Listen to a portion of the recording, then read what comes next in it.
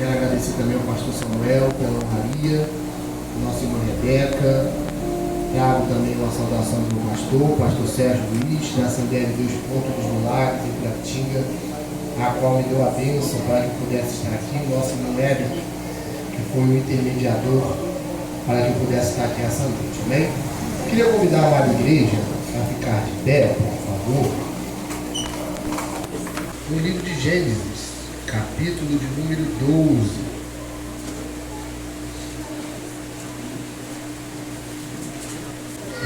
Capítulo 12, versículos 1, 2, 3, 4 e 5.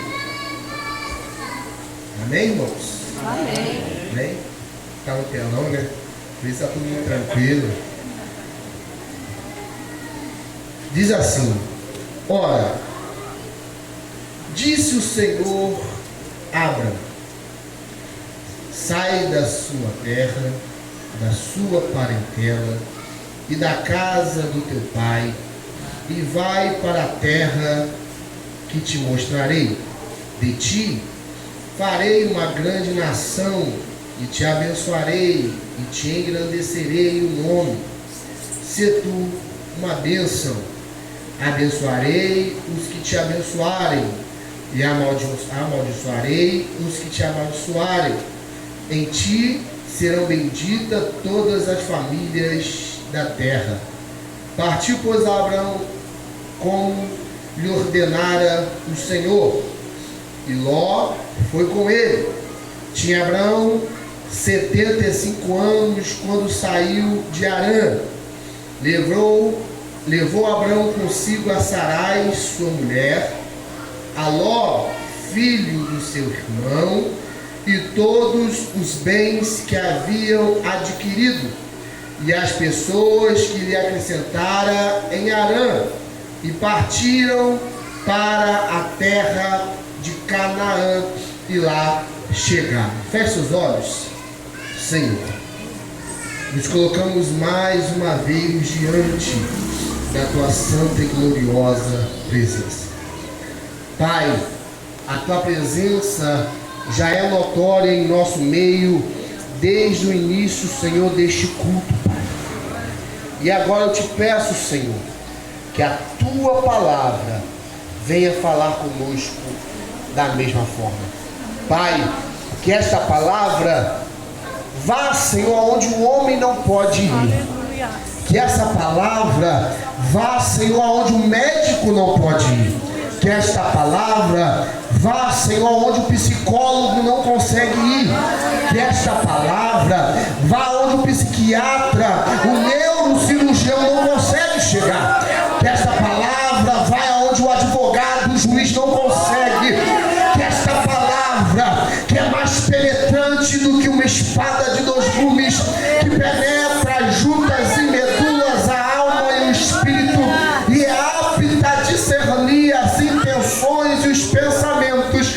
Esta palavra, Senhor, esta palavra possa nos confrontar essa noite. Que esta palavra possa nos inspirar essa noite.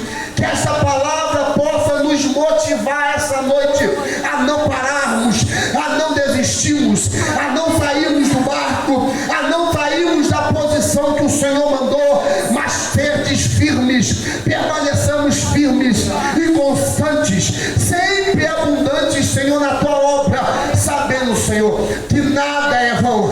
Talvez não tenhamos nada nessa terra, mas a glória que há de vir, Senhor, será mais prazeroso do que qualquer bem que esta terra pode nos dar.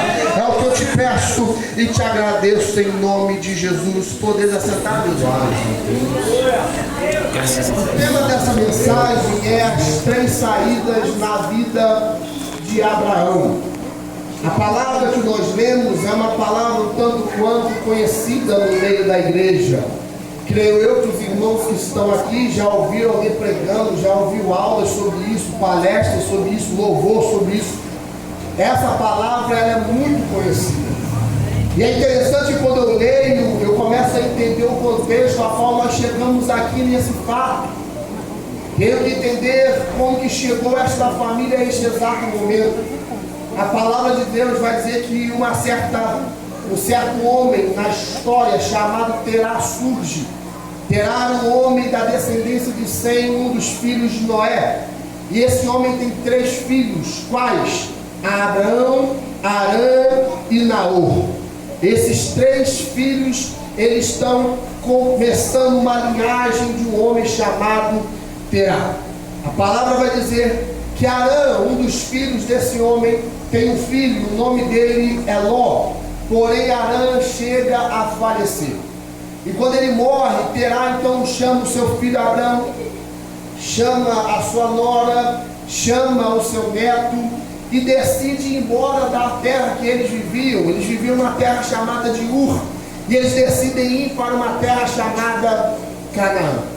Porém, no meio da trajetória dessa viagem, eles chegam numa cidade a qual, por coincidência, tinha o nome do filho dele, Arã.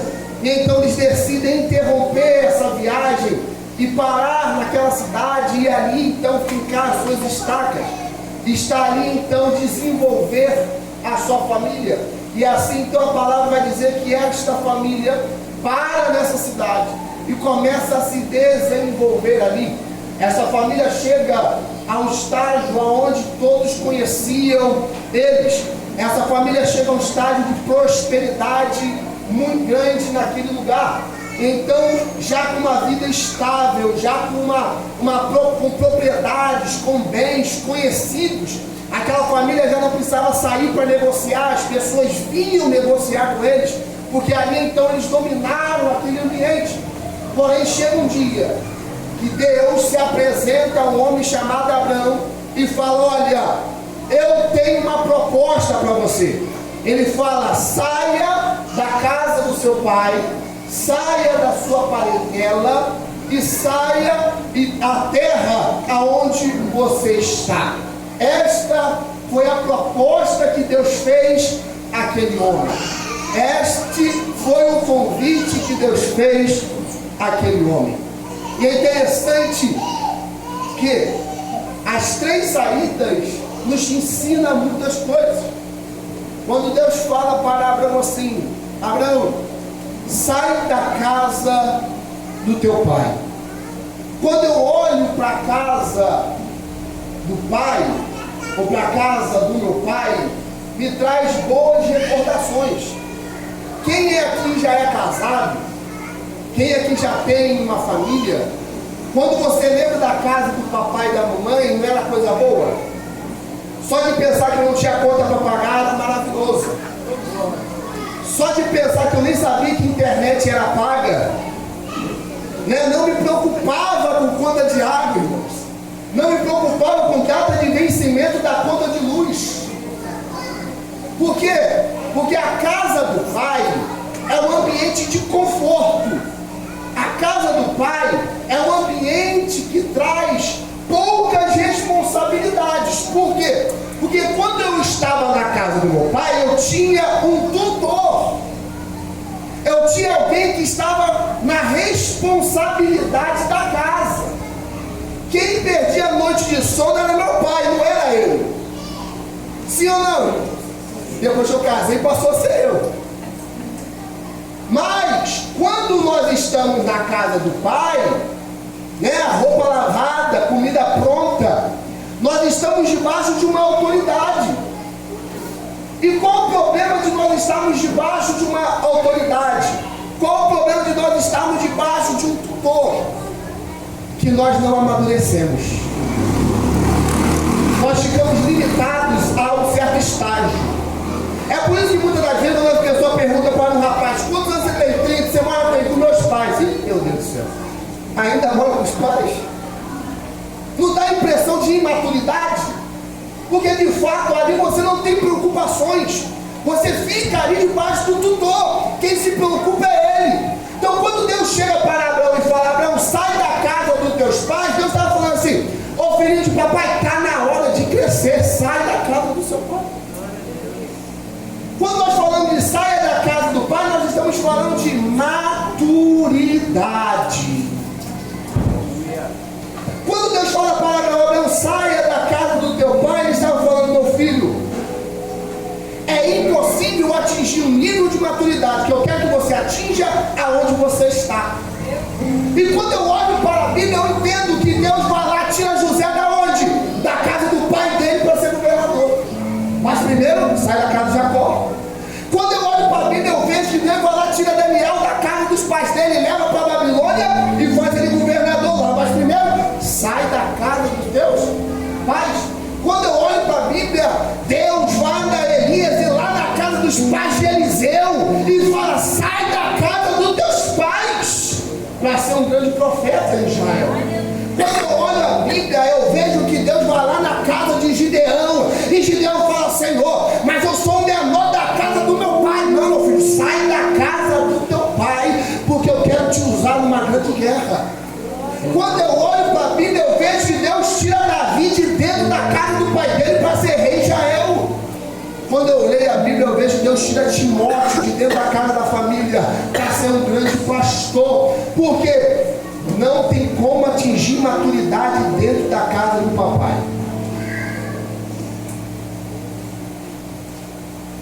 Quando eu fico dentro da casa do pai, eu fico limitado. Entenda que o pai que eu estou falando é o pai Deus. Quando eu fico na zona de conforto, eu fico limitado a amadurecer. Eu só fui amadurecer quando as contas começaram a chegar. Eu só fui amadurecer quando os compromissos começaram a me apertar. Eu só fui amadurecer quando eu percebi que a vida não era simplesmente roupa lavada do jeito que eu queria e comida do jeito que eu queria. Deus está falando assim: meu filho, está na hora de você começar a amadurecer. Está na hora de você dar um passo a mais. Porque quem fica dentro da casa do pai, é muito bom estar na casa do pai, mas não cresce, não amadurece, não desenvolve. Só que é interessante que talvez você pergunte assim: então quer dizer, Jean, que para eu ser chamado eu preciso sair da casa do pai? Não. Deus te chama dentro da casa do pai, mas ele só tira de lá quem se movimenta. Só Deus te tira da casa do pai. Todos nós somos chamados, mas ele só tira quem está se movimentando. Quem está parado, Deus deixa lá. Mas quem está se movimentando, ele fala: vem cá, está na hora de crescer. Vem cá, está na hora de você aprender. Entenda, Daniel já orava 3 vezes ao dia. Era o hábito dele. Ele não estava orando porque ele morava na Babilônia. Ele já tinha o hábito de orar. Ele estava se movimentando dentro da casa do pai. Quando eu olho para Gideão, ele já estava lavando o trigo no lagar. Ele já estava se movimentando dentro da casa do pai. Da mesma forma, Davi já cuidava das ovelhas dentro da casa do pai. Ei, Deus não chama quem está parado, Deus chama quem está se movimentando. Deus não quer que você fique parado onde você está. Deus quer que você esteja fazendo alguma coisa. Eliseu estava lavrando 12 juntas, mandou a 10ª junta de boi, meu irmão. Ele não estava parado na casa do pai, ele estava fazendo alguma coisa. Eu te pergunto: o que você está fazendo dentro da casa do pai para Deus te tirar de lá? Como assim, Jean? Você não prega na sua igreja, você não canta na sua igreja, você não ajuda na sua igreja, mas quer isso lá fora. O pastor precisa, você nunca está pronto, mas o pastor de fora precisa, você está lá. Escola dominical não aparece, mas tem ministério congresso lá fora. Ei, se movimenta aqui dentro, que Deus te leva lá para fora. Ei, Deus não chamou crente estrelinha, Ele chamou crente humilde para Ele levantar.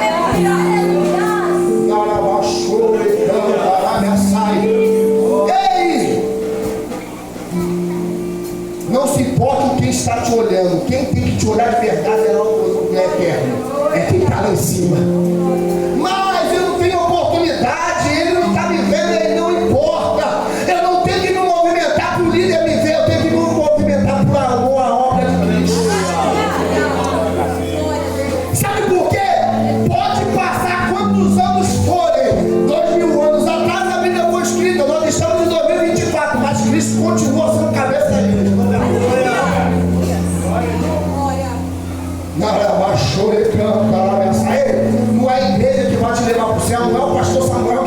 levar para o céu. Não é a irmã Rebeca que vai te levar para o céu. A palavra vai dizer que o único mediador entre Deus e os homens é Jesus Cristo de Nazaré. Ele fala, eu sou, e continua sendo o caminho, a verdade e a vida. Se você está aqui para aparecer para o pastor, você está no lugar errado. Nele baixou, a palavra vai dizer, eu estou procurando os verdadeiros adoradores que adorarão em espírito e em verdade. O interessante desse texto é que ele coloca que todo mundo está adorando. Eu estou procurando os verdadeiros. Se tem verdadeiro adorador, também tem falso. Está todo mundo adorando, mas no meio do grande povo de adoradores tem que estar adorando de verdade. Eu creio que aqui só tem adorador verdadeiro.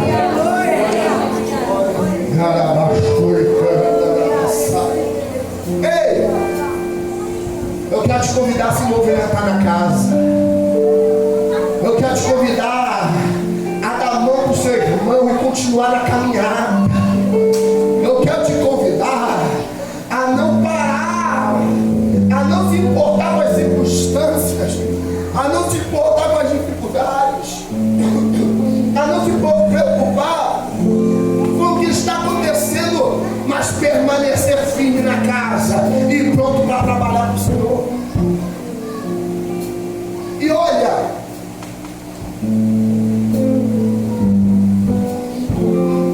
tudo que Deus promete é bom, sim ou não? Toda promessa de Deus é boa, sim ou não? Sim.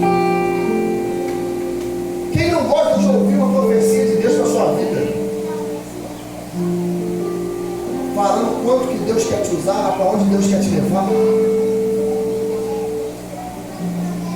Entenda algo. Deus te tira da casa do Pai, mas não é para te colocar num lugar melhor que você estava.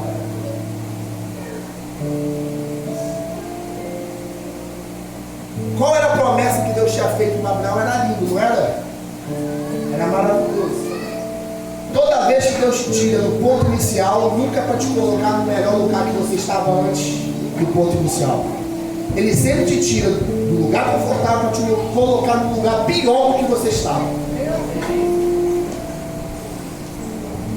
Eita, gente. Eu quero dizer que se eu aceitar a proposta de Deus, Ele vai me levar para um lugar pior do que eu estou hoje.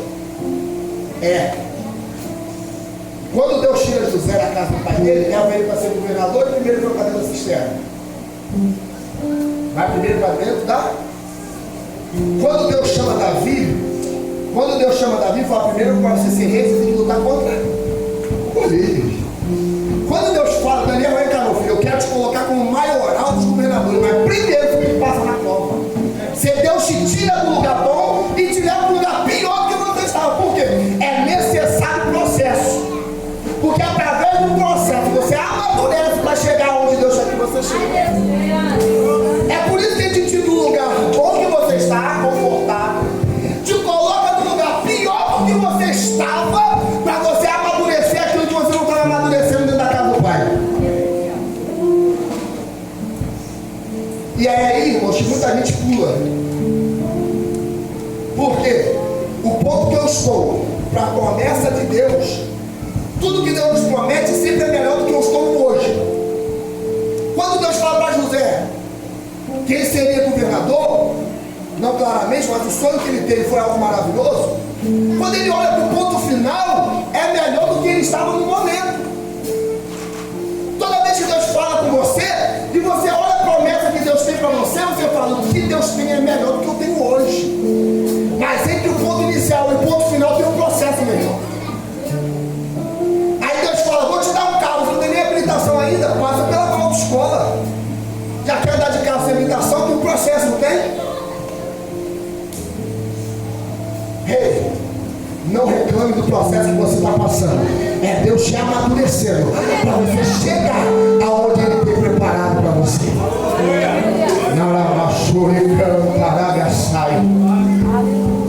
Saia da casa do teu pai. Quando Deus chega para Abraão e fala, sai do meio dos seus parentes, Deus estava falando para ele, literalmente, se separe de pessoas. Deus não estava trazendo uma figura de linguagem, Ele estava falando, ei, se separa de pessoas. A promessa que Deus fez para Abraão incluía somente a sua esposa. Casou. Então a promessa que ele fez para Abraão incluía Sarai. E a parentada? Não, é só a sua família. Se você não sabe, irmãos, casou, mamãe e papai não é mais família, é parente. É doloroso, né? Bate um pouco, mamãe, papai. Não é. Porque a Bíblia diz que a responsabilidade do homem agora não é mais com a mãe e o pai. Quando não é casado, a responsabilidade é a mãe e o pai. Mas quando casa, não passa a ser sua esposa. Então a promessa que Deus fez para Abraão incluía quem? A sua esposa, a sua família, os seus criados, os seus servos e os seus bens. Só. Mas ninguém. Deus está falando, se separa, saia, deixe de lado aqueles que não têm que andar junto com você. O texto 4 vai nos trazer que Abraão, ele obedeceu a Deus. Porque o que Deus tem para você, meu irmão, Deus não força você a fazer nada, Ele te propõe, é uma proposta. Então, se você está aqui essa noite forçado, tem alguma coisa errada. Ele lhe concedeu o caminho da salvação. A Bíblia vai falar, eu coloco diante de vós a bênção e a maldição. Escolha a bênção. Então é um privilégio estar aqui, não é uma obrigação. Aí, o texto de número 6, que nós continuarmos lendo, desculpa, o texto número 4 ainda, Abraão obedece. Só que a Bíblia vai dizer que ele leva Ló com ele. Ló era família? Ló era parente. Ele era sobrinho. Ló era parente. Aí talvez você vai dizer assim, mas Jean, poxa, Ló era órfão. Ló não tinha mais seu pai, sua mãe. Abraão, como bom tio, queria dar suporte para ele. Não, vem comigo. Eu te ajudo. Eu te sustento. Mas no capítulo 13, o capítulo subsequente que nós lemos no versículo 6, vai dizer que os bens de Ló eram muitos. Então Ló era autossuficiente, ele não precisava ir com Abraão. Ele tinha muitos servos e muitos bens. Abraão obedeceu em parte. Ele até saiu da parentela, mas ele levou um parente junto. Aí, sabe o que acontece? Às vezes Deus fala, mas você continua insistindo a andar com gente que não tem que andar contigo. Às vezes Deus tem promessa na sua vida, mas você ainda não alcançou porque você ainda não se separou de pessoas. Já eu ainda não estou entendendo, deixa eu explicar. Quem tem visão de águia não pode andar com quem tem visão de urubu. Quem tem visão de águia não pode andar com quem tem visão de urubu. O urubu, ele não caça, ele só come carniça, ele é aproveitador da morte alheia. Quem tem visão de urubu só anda do seu lado querendo aproveitar de coisas suas. Quando você não tem mais nada para oferecer, ele foge, ele sai.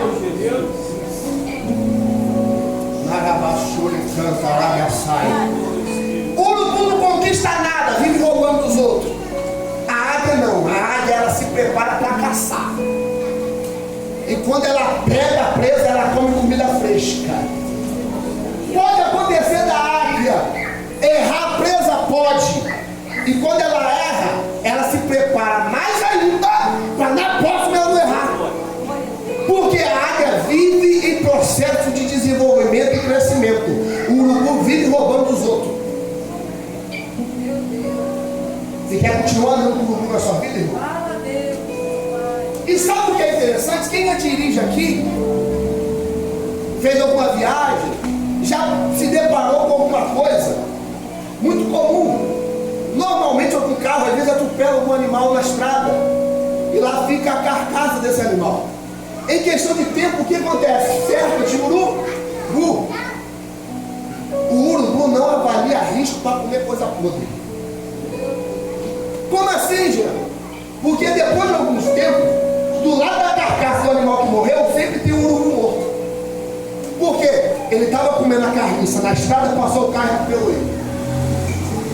Porque o urubu não avalia risco de comer coisa podre. É igual a gente lá de fora. Eles estão comendo coisa podre, não avalia risco.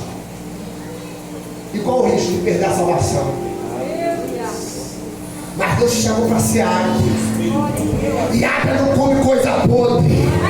Águia sabe onde entra, águia sabe onde vai, águia está vendo onde ele pode ir e aonde ele não pode. Nada baixou, ele sai. O urubu não.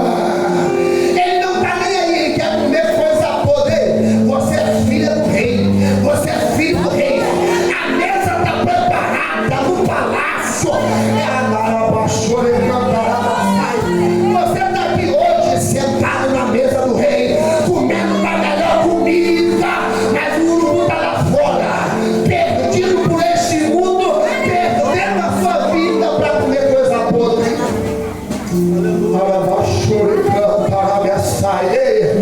Não ande com o urubu, meu filho. Você tem chamado, você tem promessa, você tem talento, mas não alcançou ainda, porque tem um urubu rodeando.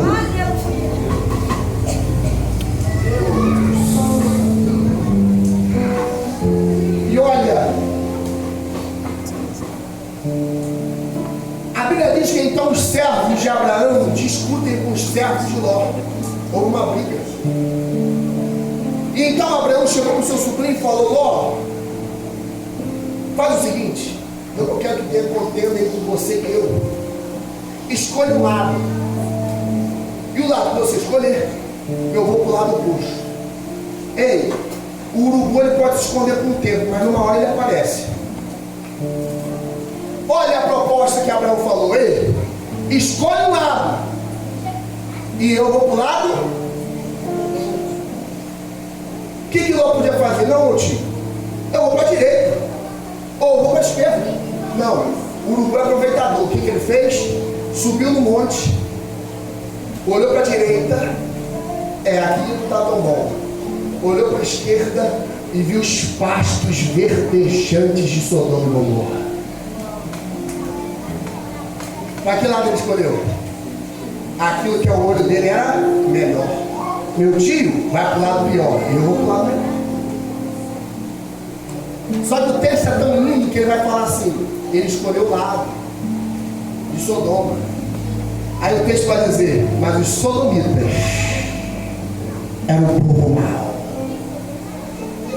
não avalia risco, só vai pelo que o olho está vendo. Aí Ló se despede e vai embora. Mas olha o que acontece. O capítulo 12, versículo 1, Deus fala para Abraão: vai que eu vou te mostrar a terra. Sai que eu vou te mostrar. O versículo 7 do capítulo 12 vai dizer que Deus fala que daria aquela terra. Entenda? O versículo 1, eu vou te mostrar a terra. O versículo 7, eu vou te dar a terra. Mas até então, Deus para de falar. Por quê? Porque Ló estava no mundo. Deus não fala mais nada para Abraão. Só que quando Ló vai embora, a palavra diz que Ló saiu pela porta e imediatamente quem aparece? Deus. Aí ele vai falar: agora, vai, que eu te mostrarei tudo o que é teu. Por que Deus faz isso? Porque Deus não ia mostrar enquanto Ló estivesse lá. Deus só mostrou, Deus só destrinchou a promessa quando Ló foi embora. Ei, quem você está deixando andar do seu lado? Talvez a promessa ainda você sabe, Deus já te mostrou, Deus já te falou, mas Ele não te entregou ainda porque tem logo na sua vida. Sai do meio da sua parentela. Tem gente que não pode ver aquilo que Deus vai te dar.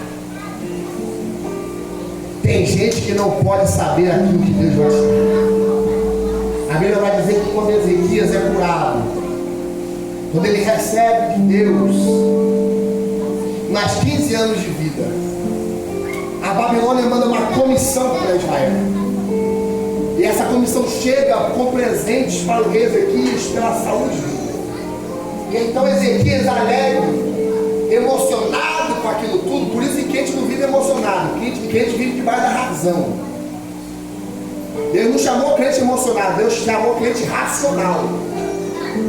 Ele começa a mostrar tudo que ele tinha. E quando aquela comissão está indo embora, quem está chegando é o profeta Isaías. E o profeta Isaías fala: rei, o que você mostrou? E ele falou: não teve nada que eu não tenha mostrado. Aí Isaías fala assim: rei, só pela sua atitude os teus filhos serão servos na casa do rei da Babilônia. Não mostre o tesouro para o seu inimigo, porque com certeza ele vai chegar para roubar a sua casa. Entenda. Saia da casa do seu pai. Está falando de posicionamento, está falando de atitudes, está falando de decisões, está falando de amadurecimento, crescimento, desenvolvimento. Quando ele fala saia do meio da sua parentela, ele está falando de separação. Se separe de pessoas, se posicione. Escolha quem anda com você. Escolhe com quem fala com você. A psicologia fala que nós aderimos aos 5 hábitos de 5 pessoas mais próximas. Se você anda com gente fofoqueira, você vai ser fofoqueiro. Se você anda com gente que não ora, você não vai orar. Mas se você anda com gente que jejua, você jejua. Se você anda com gente que ora, você vai orar. Se você anda com gente que prega, você vai querer pregar também. Quem você está colocando para andar do seu lado? Aí então, chega, saia da sua terra. Quando se fala de terra, estava falando de fatores patrimoniais. Porque o que eles tinham ali já era algo muito bem estabelecido. O que eles tinham naquela cidade, vamos dizer assim uma linguagem dos dias de hoje, eles tinham uma mega loja, uma mega empresa. Ali já não precisava fidelizar cliente, não precisava correr atrás de cliente. Eles já estavam muito ricos, já tinha tudo do bom e do melhor. Aí Deus chega e fala: ei, larga tudo o que você tem aí. A parte mais difícil do ser humano é renunciar em prol daquilo que Deus tem para você. É muito difícil eu querer abrir mão, irmãos. É muito difícil abrir mão daquilo que você conquistou. Mas olha, ninguém alcança a promessa de Deus sem renunciar em amor a Ele. Talvez a sua renúncia seja material, mas talvez a sua renúncia possa ser espiritual, possa ser emocional. Mas entenda, é preciso renunciar. E tem gente que está renunciando meia boca aí, tá? É uma renúncia de 50%. Eliseu, quando ele é convocado para ser profeta, ele vai lá, mata os bois, queima a carroça, faz um churrasco, dá para a vizinhança, se despede dos pais e vai atrás de Elias. Sabe o que essa atitude de Eliseu representava? Ele estava falando: Deus, eu não tenho plano B, ou é contigo ou é contigo. Porque tem tem gente que aceita a proposta de Deus 50%, ele deixa uma portinha aberta lá. Se não der certo com Deus, eu volto para onde eu estava. Mas com Deus não tem 50%, ou é dele ou é dele. O diabo tem 50%. Ele tem o frio e o morno. Deus só tem o quente.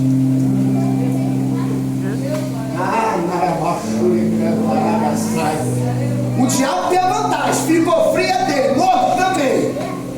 Deus não tem essa, ele não divide a glória dele com ninguém. Se é propriedade dele, é propriedade dele.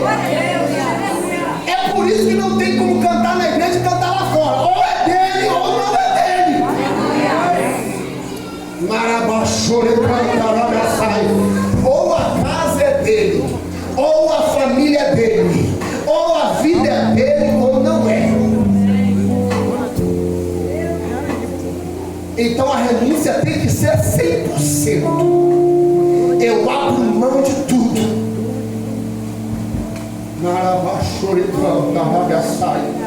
E quem renuncia 100%, ele pode até cair, ele pode até pecar, mas quando ele reconhece que ele caiu, ele fala: Senhor, tira tudo, mas não tira a presença. Quem escolheu andar com Deus pode até falhar, porque nós somos seres humanos, mas ele fala: Senhor, eu não consigo ficar sem a tua presença. Pode tirar carro, pode tirar emprego, pode tirar amigos, pode tirar casa, mas a tua presença eu não abro mão.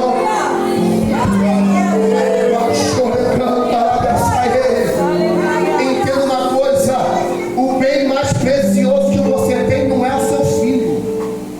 O bem mais precioso que você tem não é o seu casamento. O bem mais precioso que você tem não é a sua casa. O bem mais precioso que você tem é a presença de Deus na sua vida, que te vai levar para o céu. O maior bênção que Deus te deu foi a possibilidade da salvação. Não esqueça que a obra na quando ele desceu a terra, morreu na cruz, foi para pagar um alto preço por algo que não tinha valor. Ei, sabe que você não tem valor? Você não tem valor, irmãos. Eu não tenho. Para o mundo, negativo. Mas teve alguém que pagou um preço. A graça é graça, mas não foi de graça. Ele pagou um preço para você estar aqui essa noite. E muitas das vezes eu não quero renunciar por amor a esse Deus. Fica de pé essa noite.